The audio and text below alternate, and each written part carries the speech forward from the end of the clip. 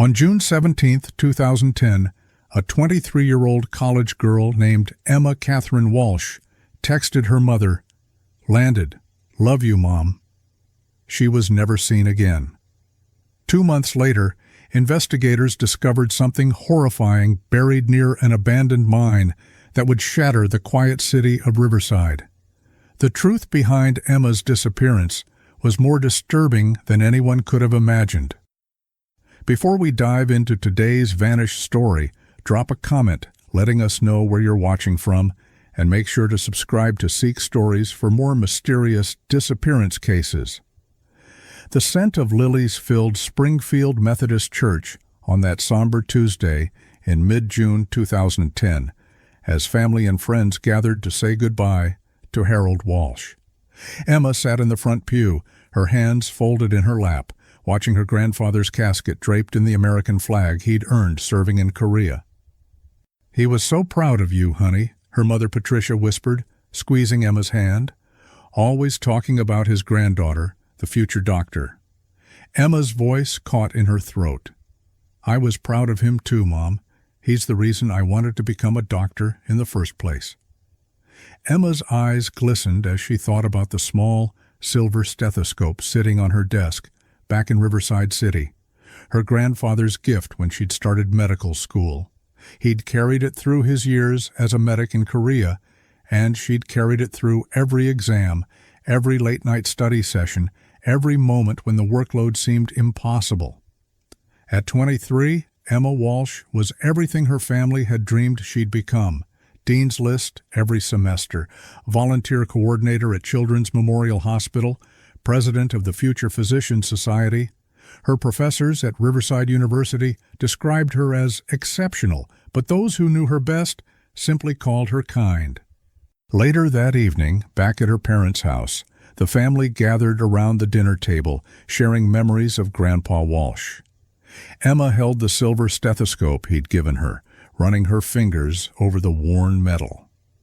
"I should head back tomorrow night," Emma told her parents.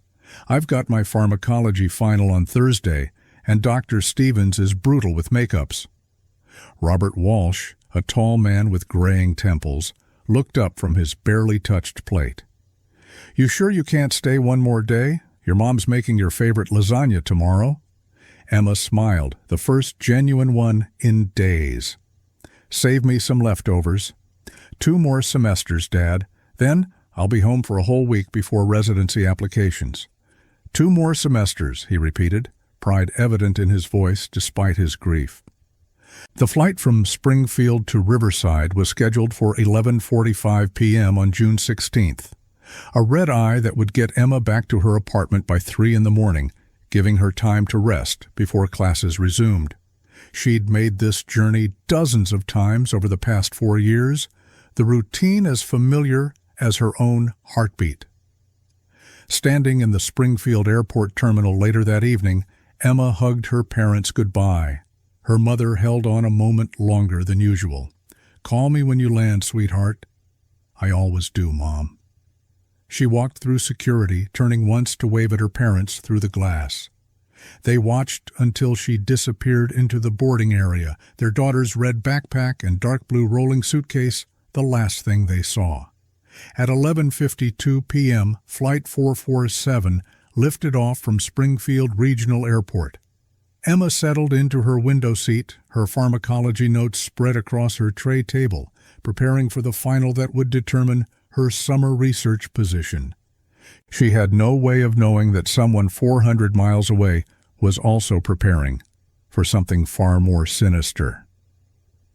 The Boeing 737 touched down at Riverside City Airport with the gentle bump that marked the end of Emma's journey home.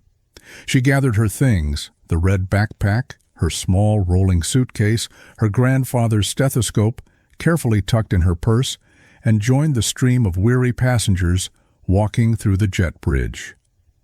Emma's phone buzzed as she entered the main terminal just before 3 in the morning. A message from her mother.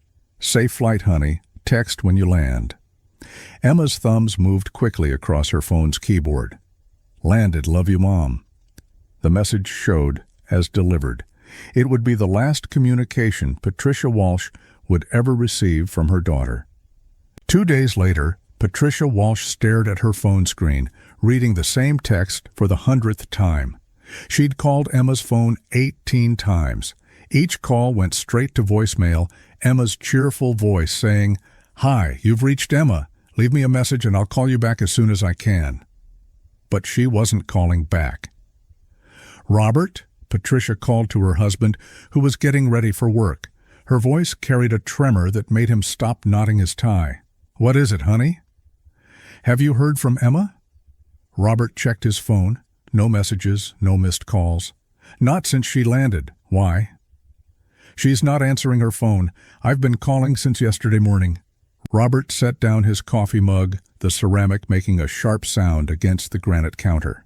In all of Emma's adult years, she had never gone more than a day without returning her mother's calls. When she'd had mono during her sophomore year, she'd still managed to text hourly updates. "Maybe her phone died," he offered, but the words felt hollow. "For 2 days? Robert, she has 3 chargers and a portable battery. She's never without her phone." That same morning, Dr. Stevens stood at the front of his pharmacology class, scanning the rows of medical students hunched over their final exams. His eyes paused on an empty seat in the 3rd row, Emma Walsh's usual spot. After class, he approached Emma's study partner, Jessica Chen. "Jessica, have you seen Emma? She missed the final, which is unusual for her."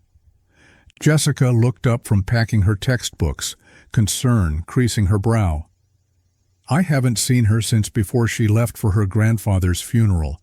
She was supposed to meet our study group yesterday, but she never showed." Dr. Stevens frowned deeply. In 3 years, Emma Walsh had never missed an exam without advance notice. "If you see her or hear from her, please have her contact me immediately. This is completely out of character for her." "Of course, Dr. Stevens. I'm actually getting worried too." The next afternoon, Jessica stood outside Emma's apartment door, knocking for the 3rd time. The sound echoed in the hallway, but no footsteps approached from inside. She pressed her ear to the door. Silence.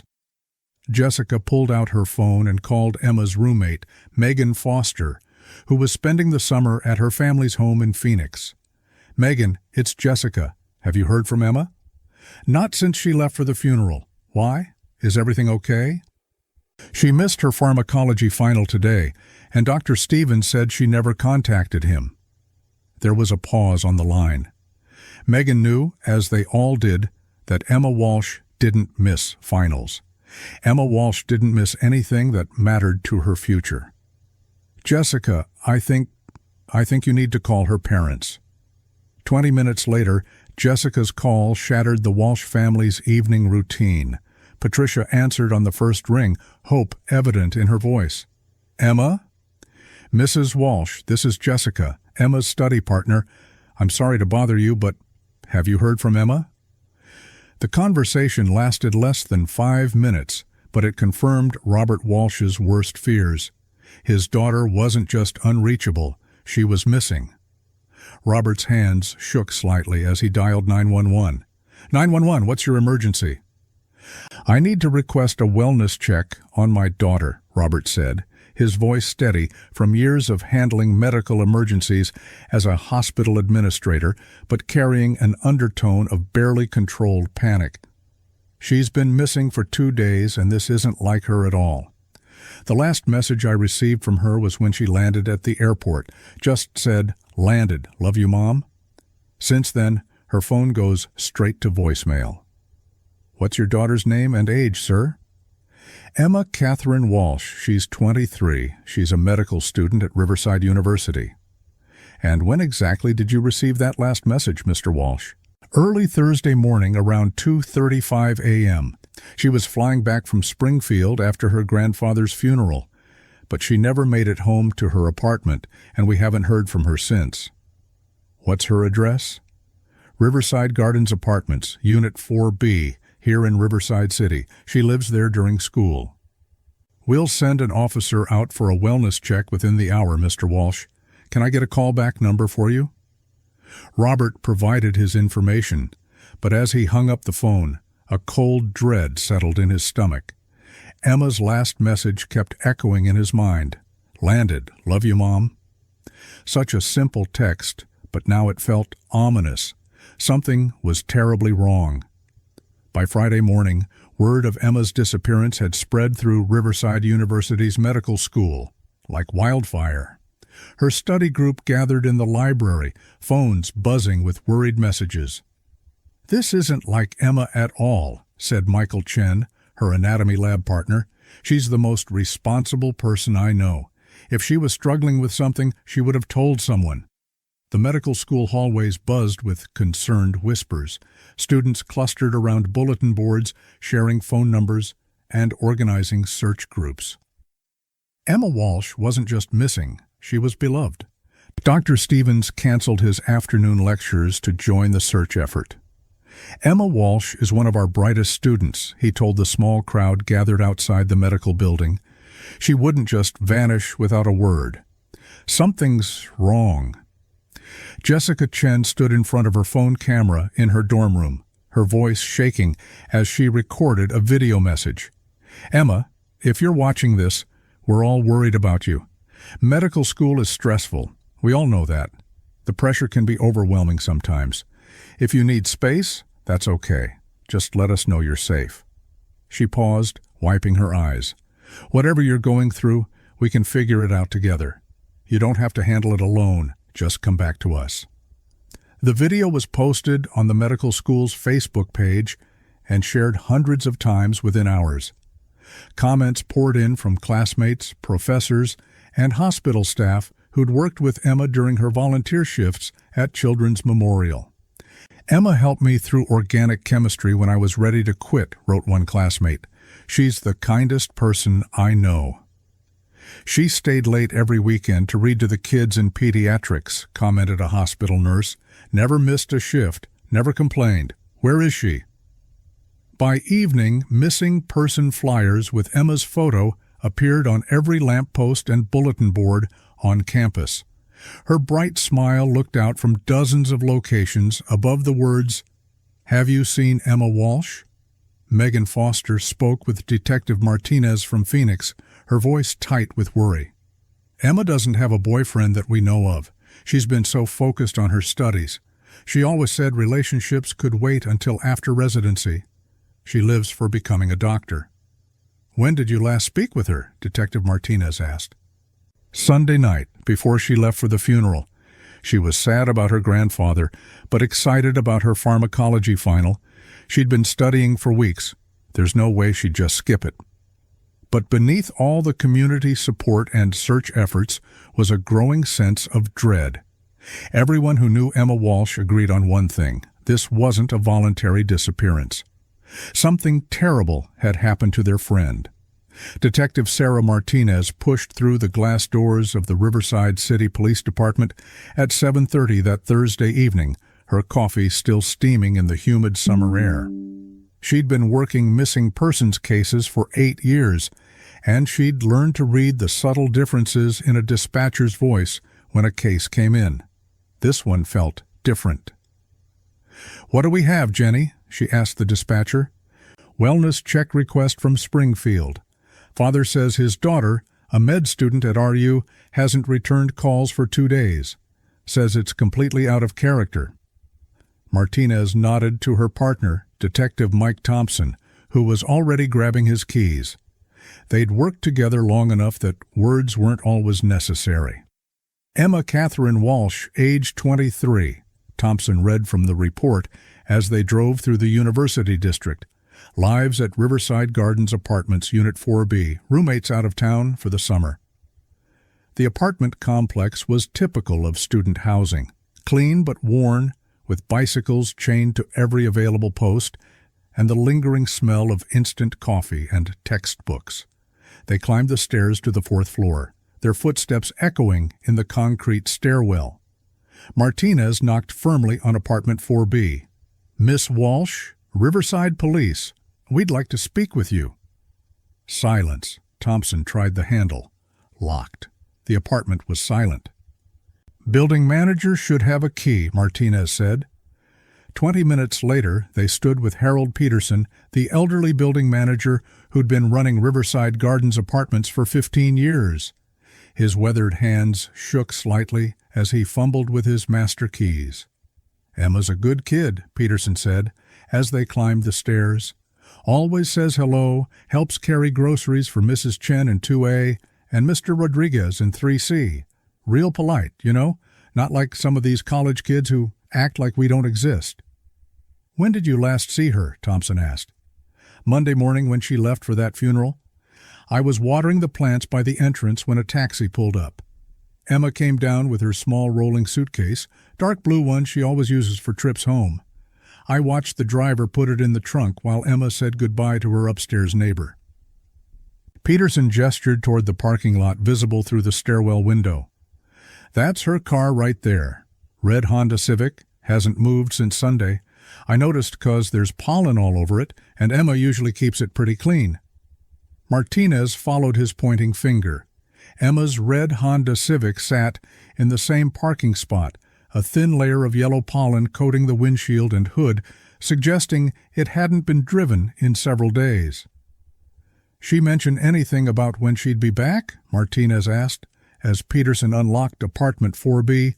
"Just said she'd be back Thursday for some big test. Can't miss my pharmacology final, Mr. P. That's what she said. Always called me Mr. P." Peterson pushed open the door. "But her parents called me this morning, said they were worried. That's not like Emma at all. She's reliable as sunrise." They stepped into Emma Walsh's living room, and immediately Martinez knew this wasn't a simple case of a student who'd lost track of time. The apartment was immaculate. Medical textbooks stacked neatly on the coffee table. A half-finished crossword puzzle on the kitchen counter. The kitchen was spotless, with no dishes in the sink. "Car keys?" Thompson asked. Martinez checked the small dish by the front door. "Here. And like Mr. Peterson said, her car hasn't been moved." They moved through the small apartment methodically. In the bedroom, Emma's bed was made with hospital corners. Her closet was organized by color, her desk arranged with careful attention. But something was missing. "No suitcase," Martinez observed, opening the bedroom closet fully. There was an obvious empty space where luggage would normally be stored. "Mr. Peterson, you mentioned seeing Emma leave with a dark blue rolling suitcase on Monday?" "That's right. Small one, perfect size for a few days' trip. She was always organized, never overpacked like some folks." Martinez and Thompson exchanged glances. Emma had taken luggage to Springfield and returned with it, but the suitcase wasn't in her apartment. "That means after she landed at the airport she never came back here," Thompson said quietly. Peterson frowned, concern deepening the lines on his face. "But where would she go? This is her home during school. All her things are here. Her car's in the parking lot." Martinez felt the familiar tingle at the base of her skull that came with important cases. Emma Walsh hadn't returned home from the airport. She'd gone somewhere else entirely with her luggage. "Mr. Peterson, have you noticed anything unusual around here the past few days?" Martinez asked. "Strange cars, people asking about Emma?" Peterson shook his head. "Nothing like that. Pretty quiet building. Mix of students and some retirees who like being near the university. Library access, cultural events, that sort of thing. Emma fits right in with everyone." "Any boyfriends? People she might go stay with?" "Never seen her with anyone romantic-like. Friendly girl, always studying. Sometimes she'd sit on the front steps reading those big medical books. Mrs. Chen from 2A always said Emma reminded her of her own granddaughter, focused on her education." Martinez made notes while Thompson continued examining the apartment. Everything suggested a normal life temporarily interrupted, not an intentional disappearance.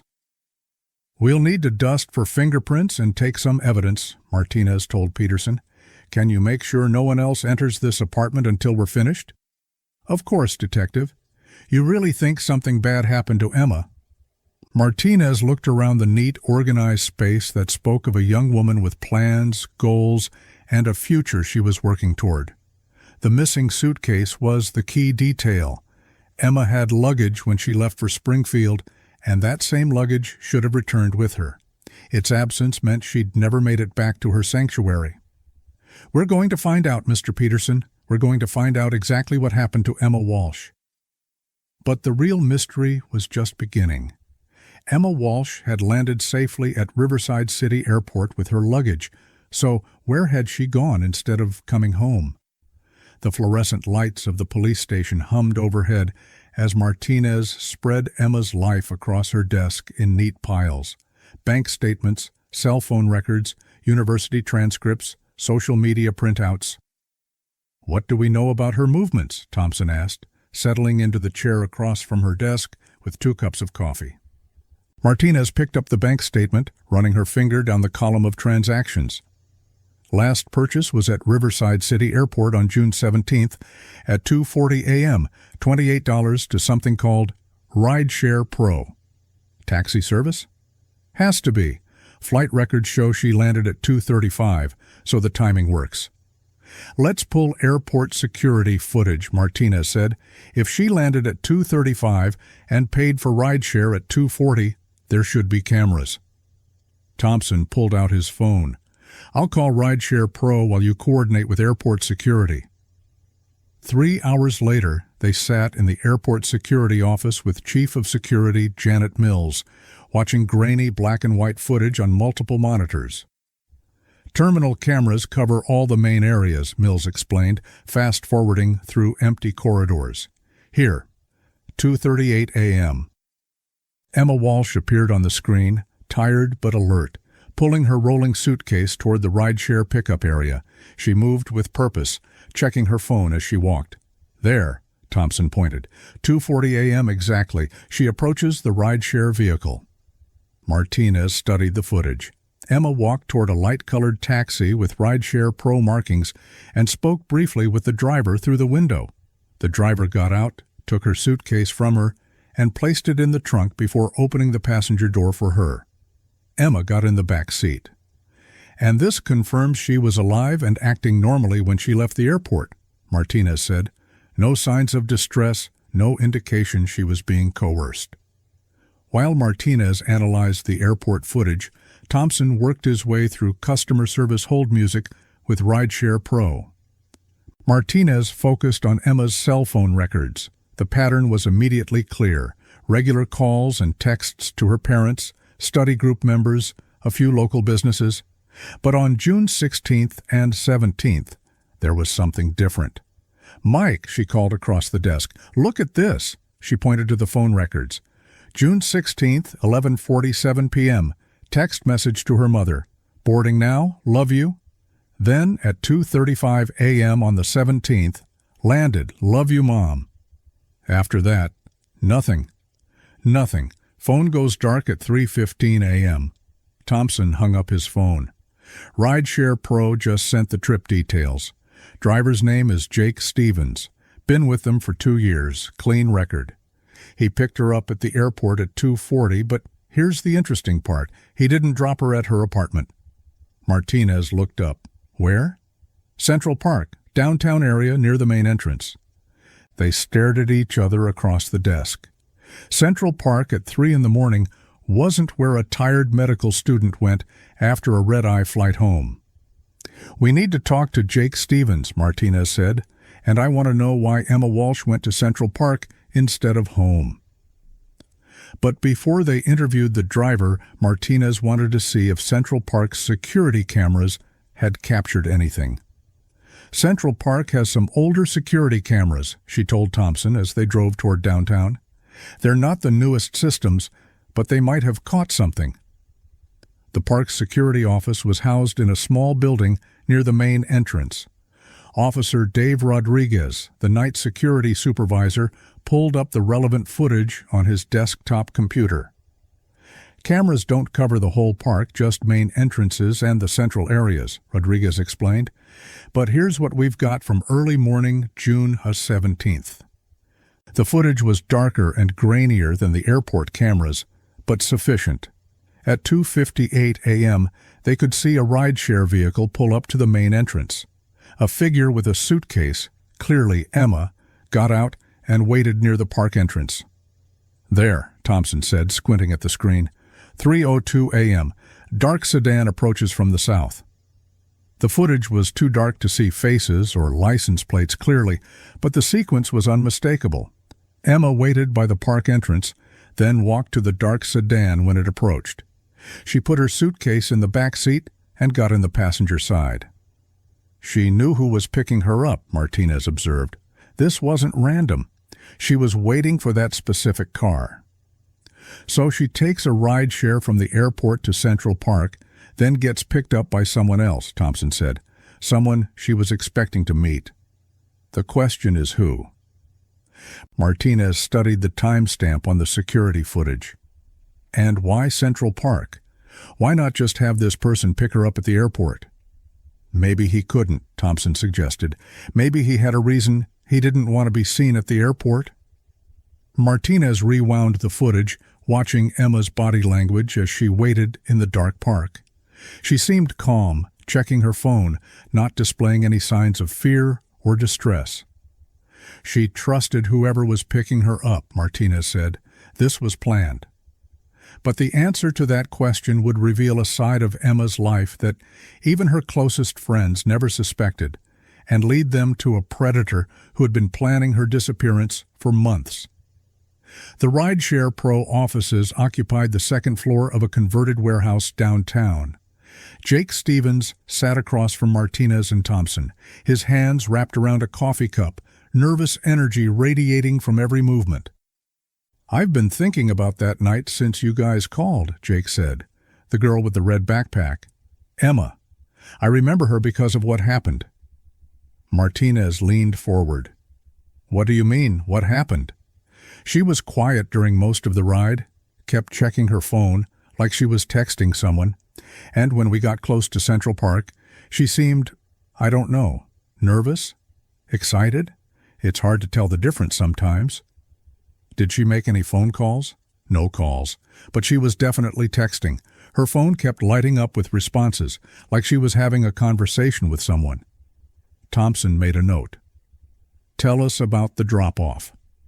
Jake closed his eyes as if trying to replay the scene in his mind. "I pulled up to the main entrance of Central Park, the one on Riverside Drive. She thanked me, gave me a $5 tip through the app, and got out with her suitcase. And then? That's the weird part. I asked if she was sure about the location.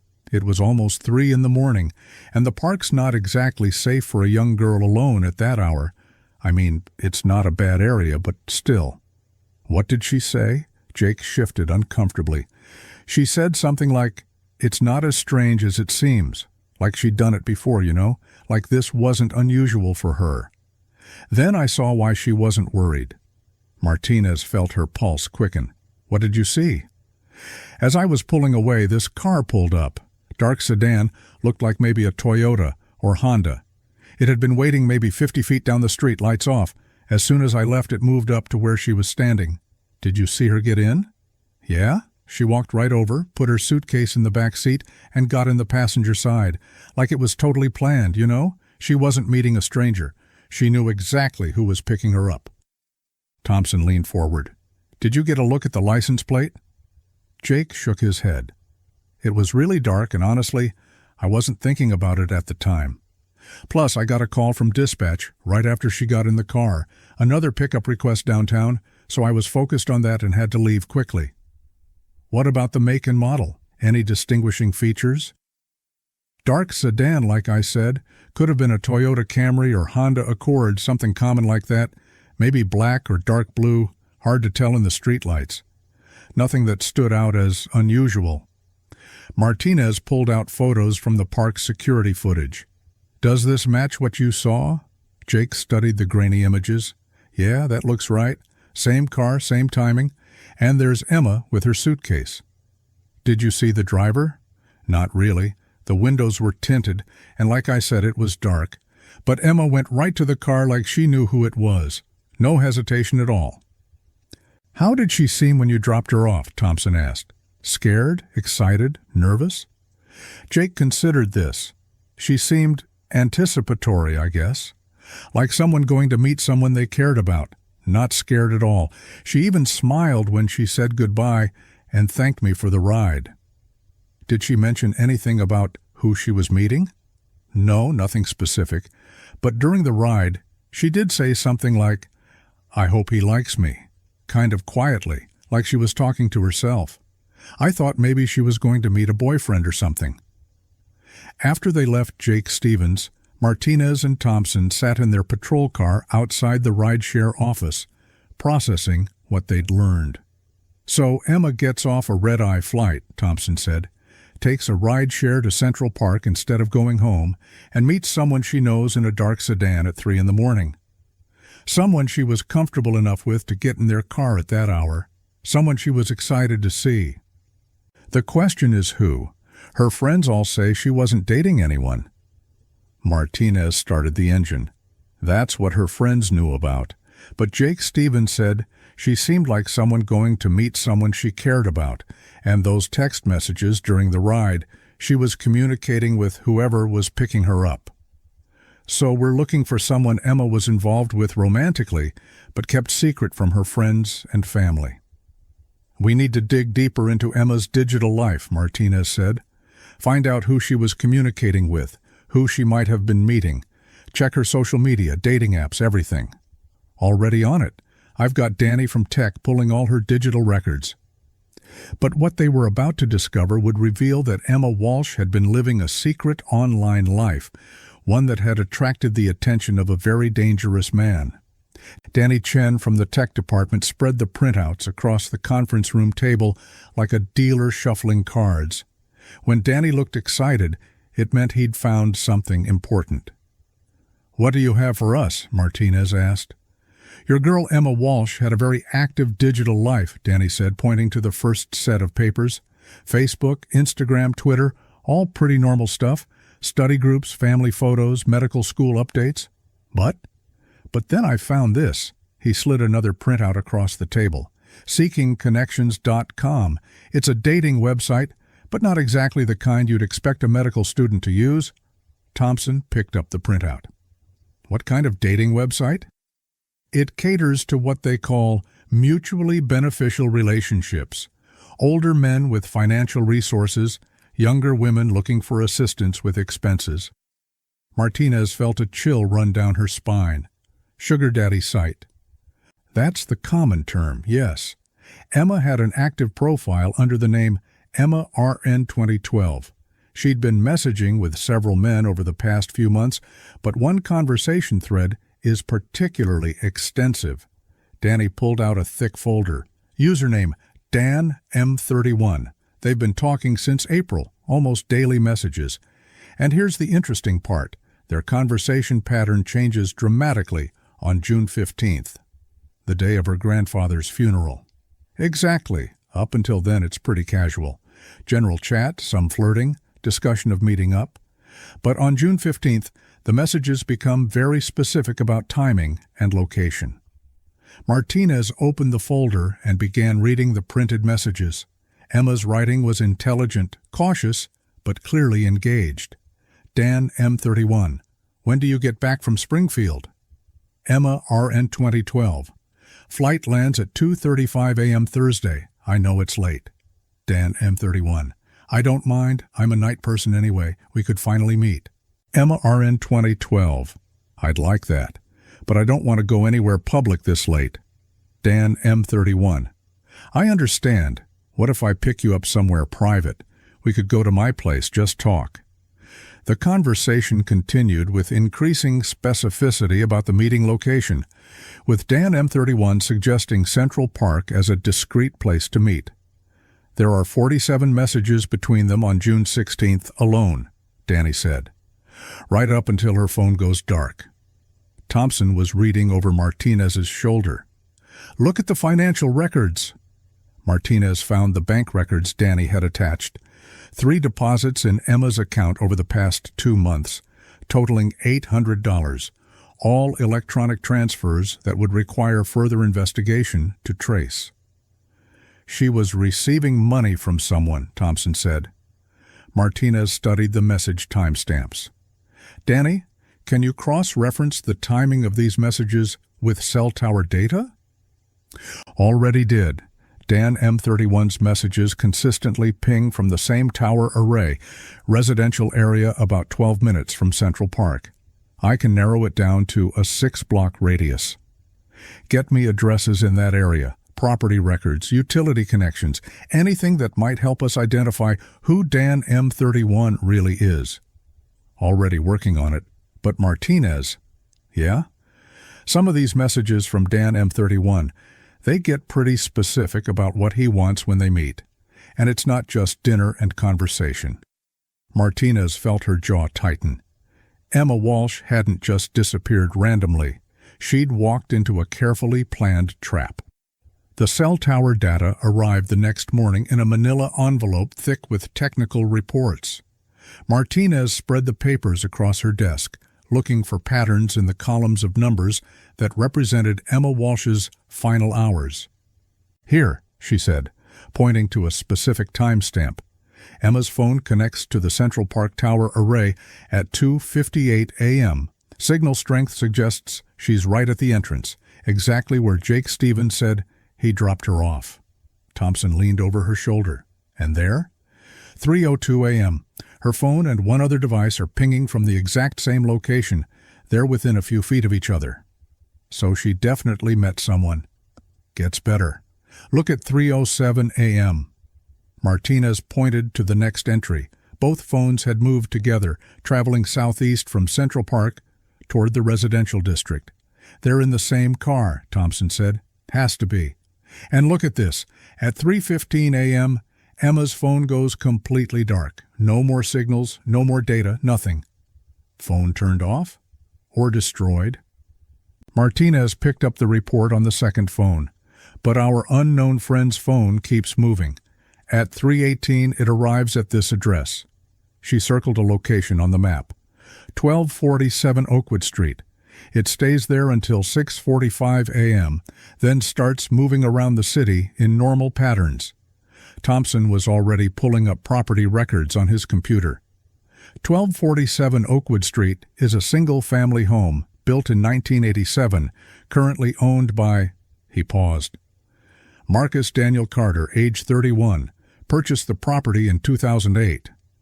Military records? Thompson's fingers flew across the keyboard.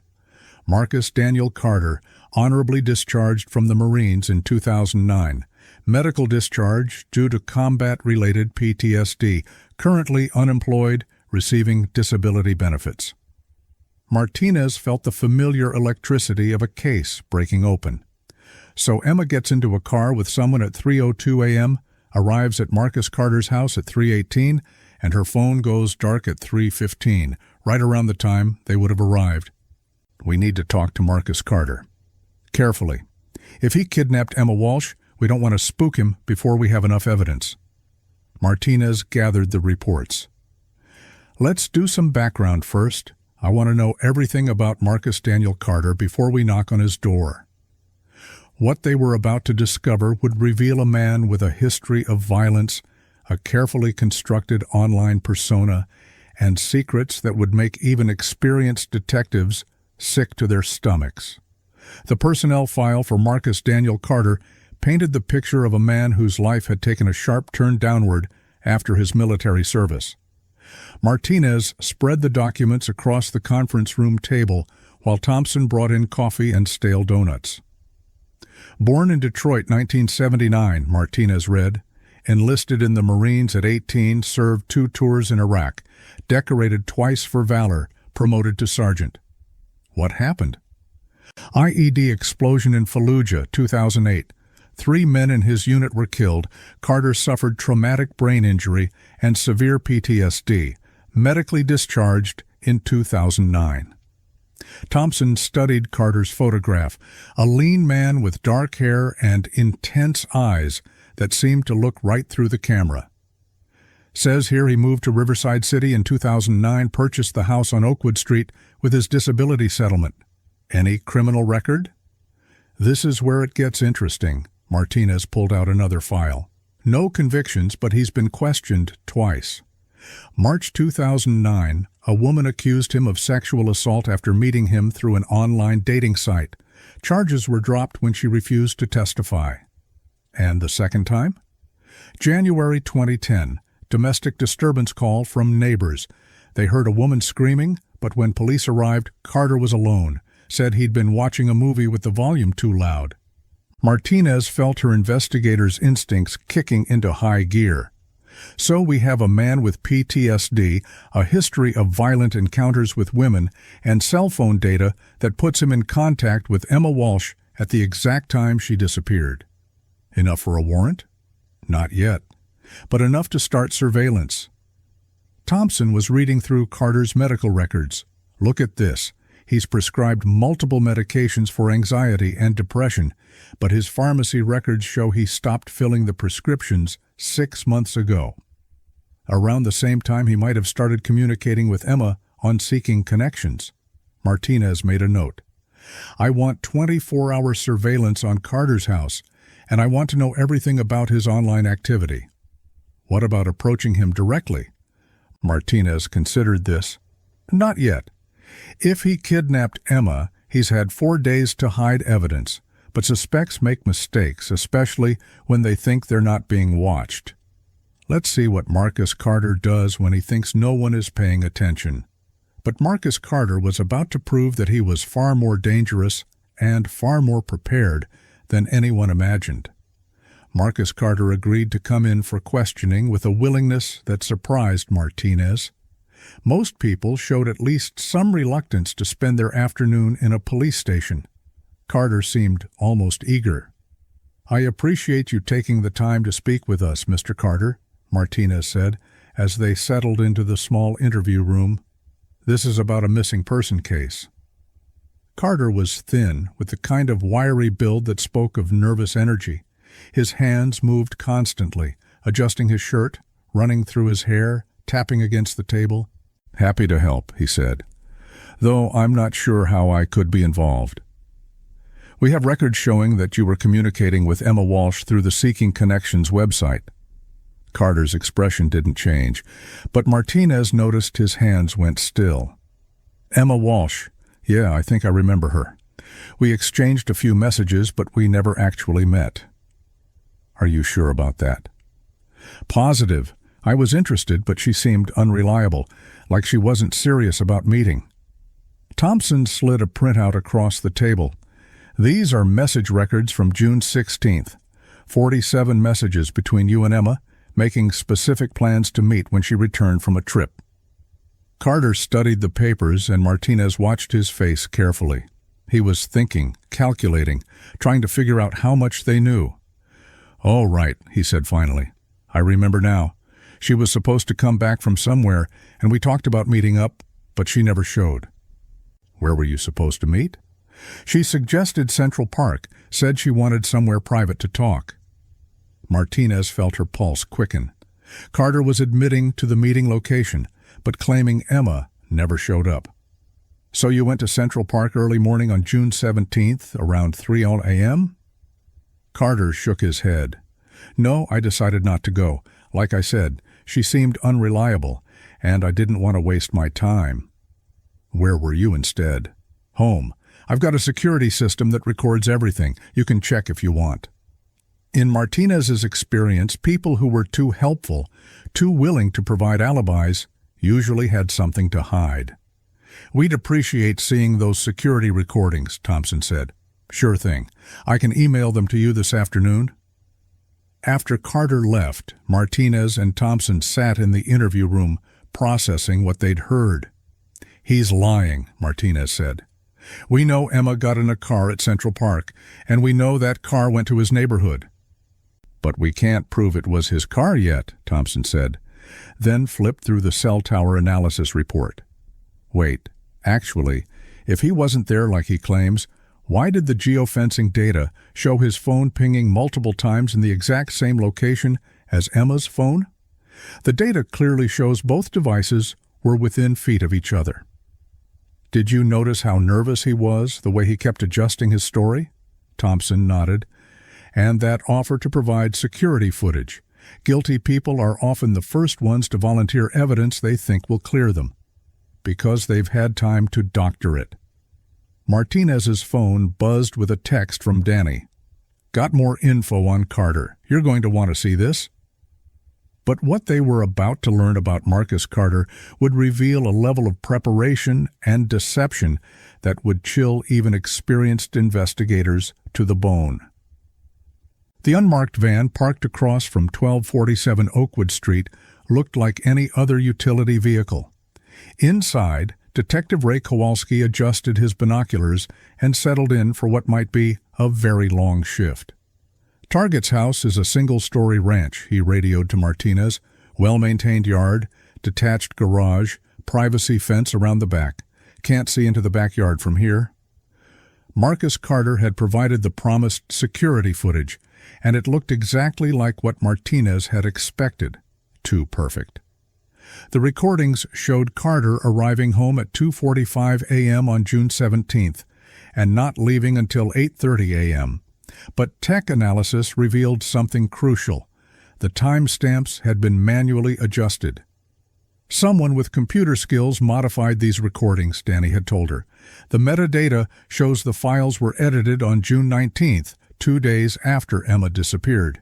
He's not as clever as he thinks he is. Now, 5 days into the surveillance, patterns were emerging in Marcus Carter's behavior. He left his house only for essentials: grocery store, pharmacy, gas station. He never stayed out longer than an hour.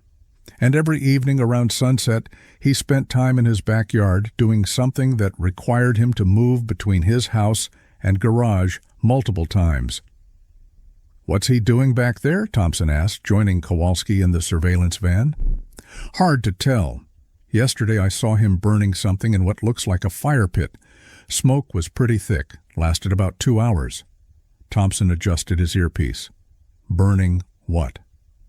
"Couldn't see clearly, but one of the neighbors mentioned something to our canvas team. Said there was a strange smell coming from Carter's backyard a few nights ago, said it smelled like burning meat, but wrong somehow."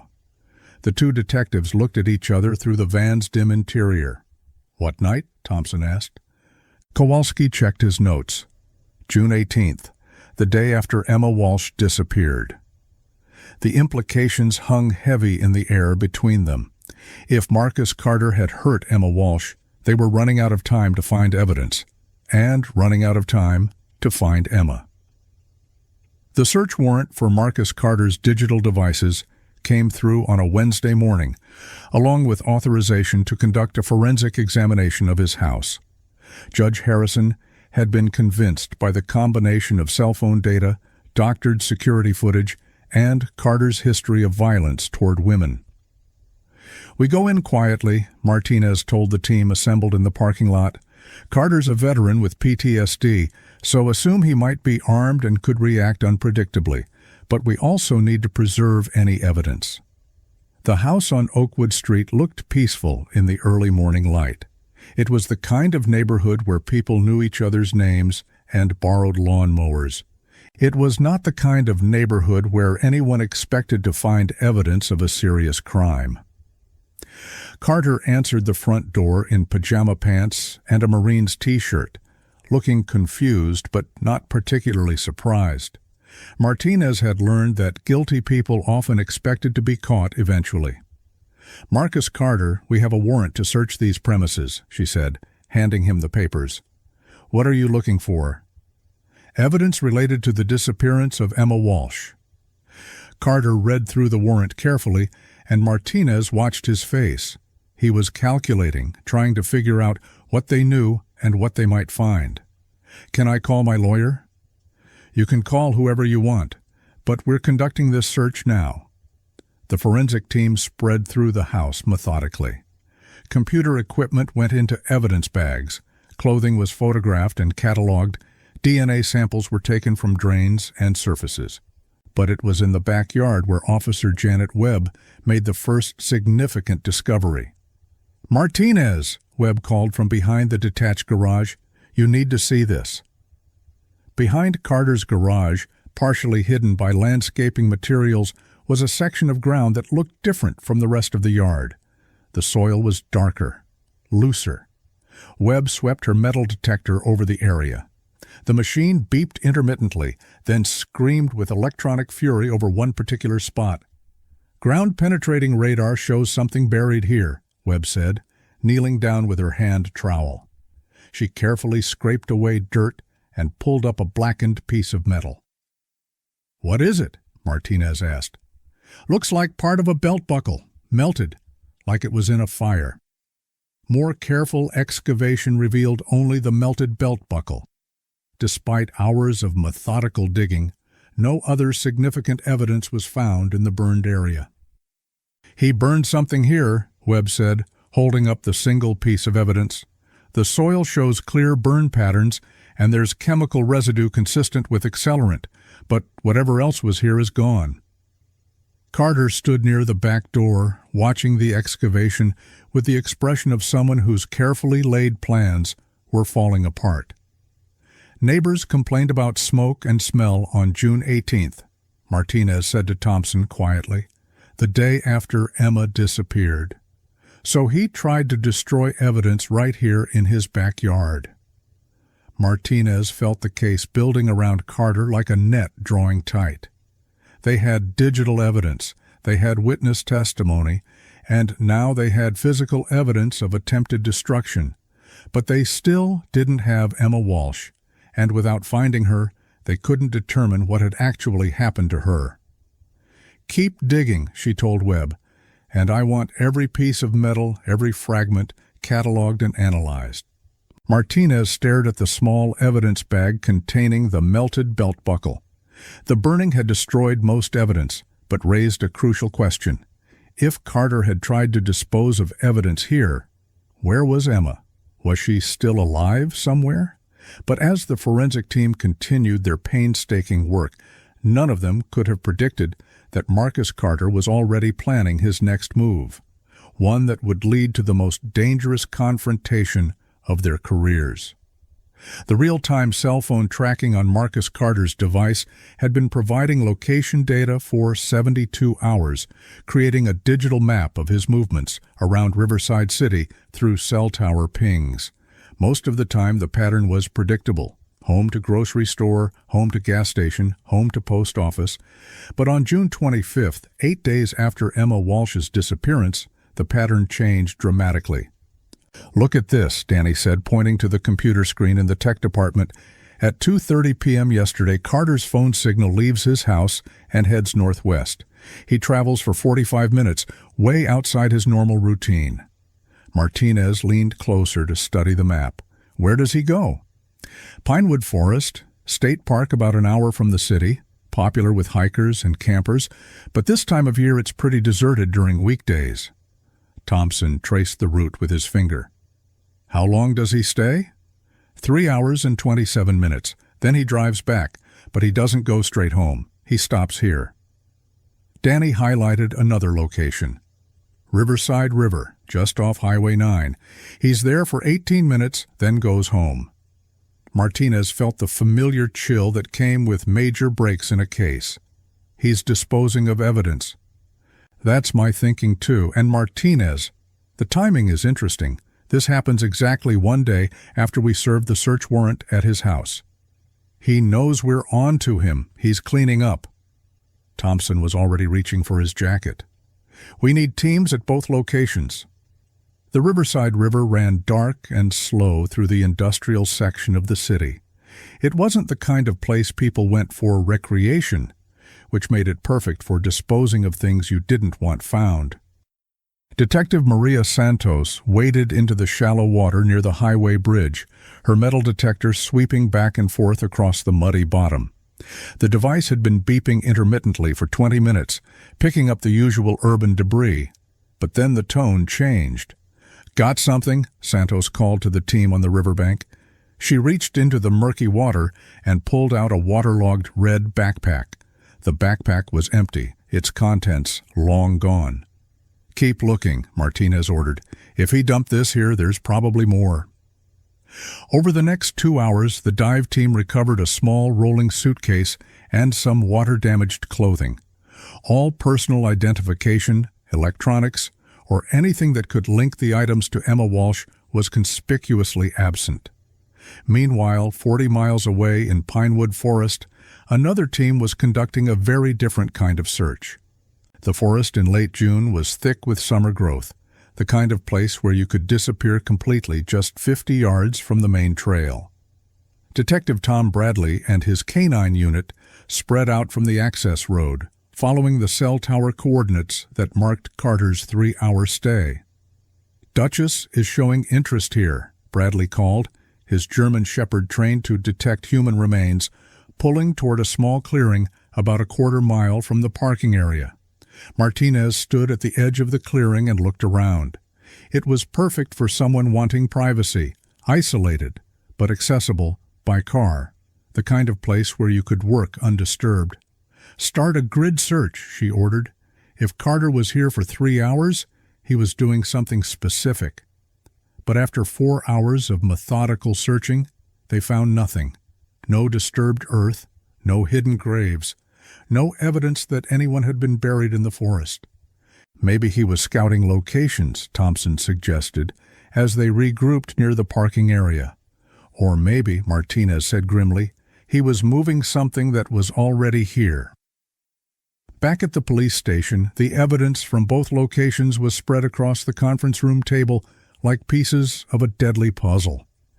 Emma's empty red backpack and small suitcase from the river, along with water-damaged clothing and the melted belt buckle from Carter's backyard, painted a picture of systematic evidence destruction. Emma's parents confirmed these items belonged to their daughter, Officer Webb reported, gesturing to photos of the recovered backpack and clothing. "The red backpack matches exactly what they saw her carrying at the airport. We're processing DNA samples for official confirmation, but the visual identification gives us enough to proceed." Martinez studied the evidence photos. "And the melted belt buckle from Carter's backyard shows he tried to destroy other evidence with accelerant. But notably, anything that could directly identify Emma, phone, ID, wallet, personal items, is completely missing."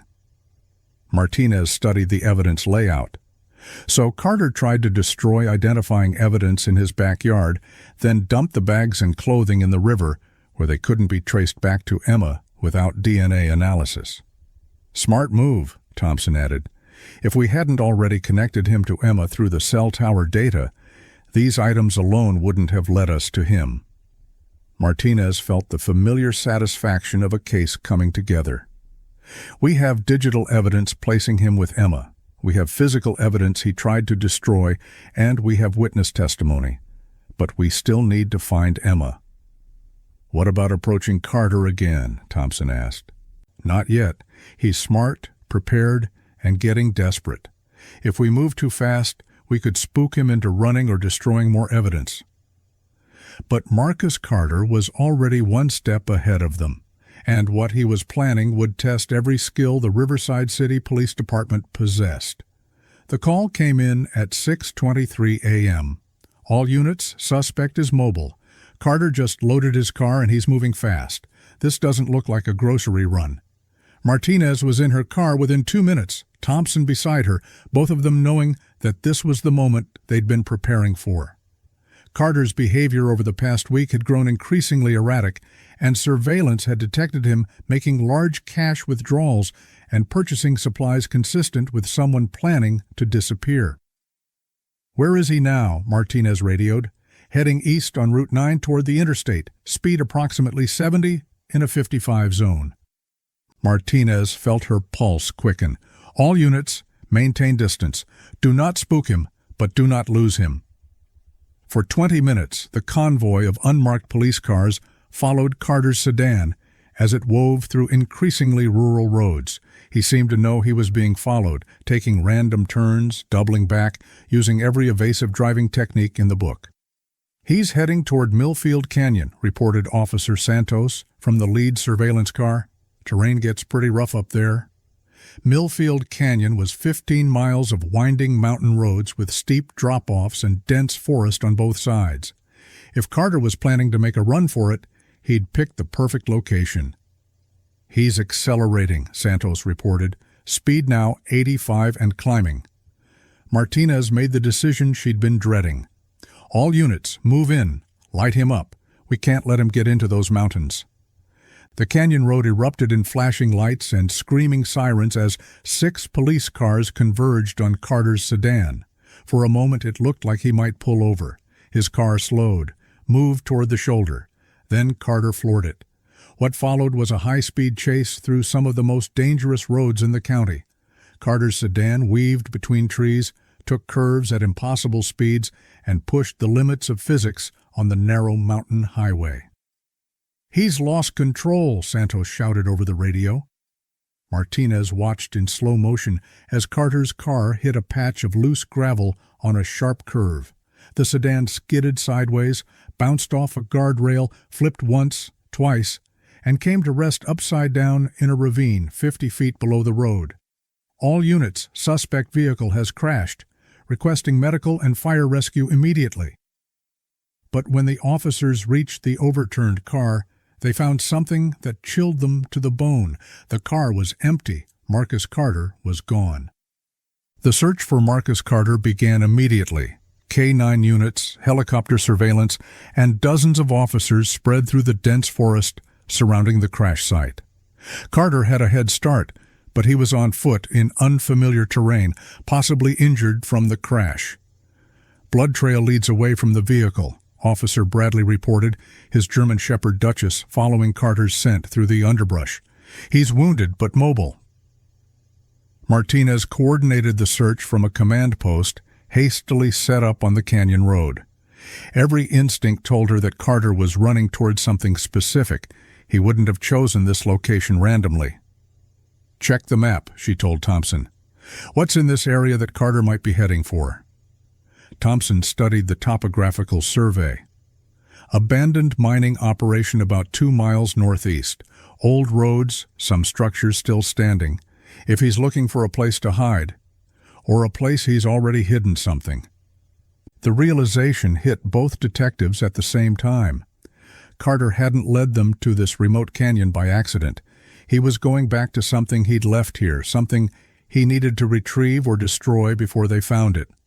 All units converge on the old Millfield mine. Suspect may be attempting to reach a secondary location. The next 2 hours were a deadly game of cat and mouse through terrain that seemed designed to hide secrets. Ancient mine shafts, collapsed buildings, and decades of overgrowth provided perfect cover for someone trying to evade capture. It was Officer Santos who spotted him first. Movement in the old processing building, about 200 yards northeast of my position.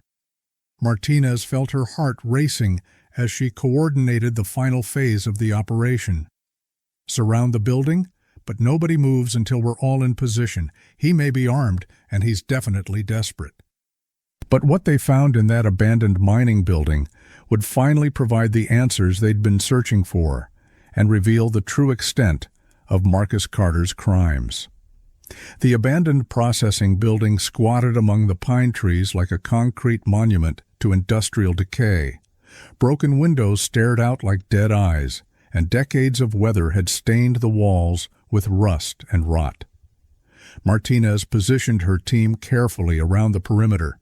Carter was inside. They'd confirmed that much with thermal imaging, but they didn't know if he was armed or how he might react when cornered. "Marcus Carter," Martinez called through a megaphone. "This is Detective Martinez with Riverside City Police. The building is surrounded. Come out with your hands visible." Silence. "Marcus, we know about Emma Walsh. We know what happened. But if you cooperate with us now, we can work something out." From inside the building came a sound that raised the hair on Martinez's neck. Bitter, broken laughter. "You don't know anything," Carter's voice echoed through the broken windows. "You think you're so smart with your computers and your surveillance, but you have no idea what really happened." Thompson positioned himself at the building's rear entrance, while Martinez kept Carter talking. "Then tell us what happened, Marcus. Help us understand." "She was supposed to be different," Carter shouted, his voice cracking with emotion. "All those messages, all those weeks of talking, she made me think she actually cared about me." "What went wrong, Marcus?" "She lied. She took my money, led me on, made me think we had something real. Then when she got to my house, she looked at me like I was some kind of freak, like I was damaged goods. Martinez felt a chill as Carter's story poured out through the broken windows of the abandoned building. This wasn't just a crime of opportunity. It was the culmination of months of obsession and delusion. Where is Emma now, Marcus? You'll never find her. I made sure of that. But Carter was wrong. As SWAT officers moved into position, Officer Bradley's search dog had found something in the forest behind the mine building, a disturbed area of earth, carefully camouflaged but not well enough to fool a trained cadaver dog. "Marcus," Martinez called, "we found her." The silence that followed was broken only by the sound of wind through the pine trees. Then, slowly, Marcus Carter emerged from the building with his hands raised. He was wounded from the car crash, dirty from his flight through the forest, and carrying the defeated expression of a man who had run out of options. "Marcus Daniel Carter," Martinez said as Thompson applied handcuffs, "you're under arrest for the murder of Emma Katherine Walsh." But the full extent of Carter's crimes was only beginning to come to light. The confession came in pieces over 3 days of interrogation. Marcus Carter, faced with overwhelming physical evidence and with no hope of escape, finally told the complete truth about what had happened to Emma Walsh in the early morning hours of June 17, 2010. "I picked her up at Central Park like we planned," Carter said, his voice flat and emotionless. "She seemed tired from the flight, but happy to see me. We drove to my house and I made coffee. We talked for maybe an hour." "What happened then?" Martinez asked. "I tried to get closer to her. I thought we had a connection. But she pulled away, said she needed to go home to study. I got angry about the money I'd sent her, about how I thought we had something special." "She tried to leave?" Carter nodded. "She said she'd never asked me to send money, that she thought we were just getting to know each other as friends. She got up to call a cab and I grabbed her arm. She tried to pull away." Martinez had heard hundreds of confessions, but there was something particularly chilling about Carter's mechanical recitation of events. "I pushed her. She fell and hit her head on the coffee table. There was so much blood. She was making these sounds like she was trying to breathe but couldn't. I panicked. I put my hands around her neck and I squeezed until she stopped moving." "How long?" "Maybe 2 minutes. When I let go, she wasn't breathing anymore." Carter described the next several hours in the same flat tone, wrapping Emma's body, attempting to burn it in his backyard, burying what remained when neighbors complained. When police began investigating, he'd moved the body to the remote mine location, thinking it would never be found. "I threw her personal things in the river. I thought if there was no body, no evidence, maybe everyone would think she'd just run away." The autopsy confirmed Carter's confession. Emma had died from manual strangulation after suffering blunt force trauma to her head. The medical examiner estimated she'd been conscious for several minutes after the initial injury, aware of what was happening to her. "She fought," the medical examiner told Martinez privately. "There are defensive wounds on her hands and arms. She didn't give up easily." The trial of Marcus Daniel Carter lasted 8 weeks. The prosecution presented a case built on digital evidence, forensic analysis, witness testimony, and Carter's own confession. The defense argued for manslaughter rather than murder, claiming that Carter's PTSD had impaired his judgment and that Emma's death had been unplanned. The jury deliberated for less than 6 hours. "We find the defendant, Marcus Daniel Carter, guilty of first-degree murder." Judge Patricia Morrison sentenced Carter to life in prison without the possibility of parole, plus additional time for kidnapping and evidence tampering. As he was led away in handcuffs, Carter turned to look at Emma's parents in the gallery. "I'm sorry," he said, his voice barely audible. Robert Walsh stood up from his seat in the front row. "Sorry doesn't bring back my daughter." Emma Katherine Walsh was laid to rest on a hillside overlooking the Riverside Valley, where she'd spent the happiest years of her life. Her medical school class attended the funeral wearing their white coats, carrying the stethoscopes that Emma would never get to use. In the months that followed, the Walsh family established the Emma Walsh Memorial Scholarship for medical students who demonstrated both academic excellence and commitment to serving underserved communities. It was, Patricia Walsh said, a way to ensure that her daughter's dream of helping others would continue. The case also led to changes in how law enforcement investigated crimes involving online dating platforms. Detective Martinez worked with federal authorities to establish better protocols for tracking digital communications and identifying predators. Marcus Carter was transferred to the maximum security state penitentiary, where he remains today, serving his life sentence. Investigators discovered that he had been communicating with at least a dozen other women through various dating websites, using different identities and increasingly sophisticated methods of deception. Emma Walsh may not have been his first victim, but thanks to the investigation that followed her death, she was certainly his last. The story of Emma Walsh serves as a reminder that behind every criminal investigation are real people, victims who had dreams and plans and loved ones who miss them every day. Her final text message, "Landed, love you, Mom," became more than just her last words. It became a reminder that love transcends even the most tragic circumstances. Emma's case became a powerful lesson in both digital vulnerability and investigative excellence. Her story highlighted how online predators exploit dating platforms to target victims, but it also demonstrated how modern forensic techniques can bring even calculated criminals to justice. The investigation has since been studied in law enforcement academies, and her case led to improved protocols for tracking digital predators. She may be gone, but she is not forgotten.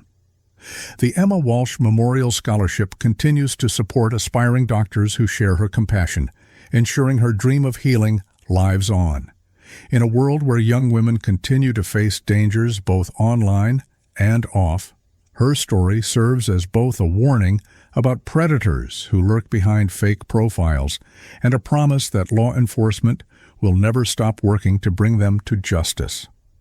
Thanks for watching until the end. It really means a lot.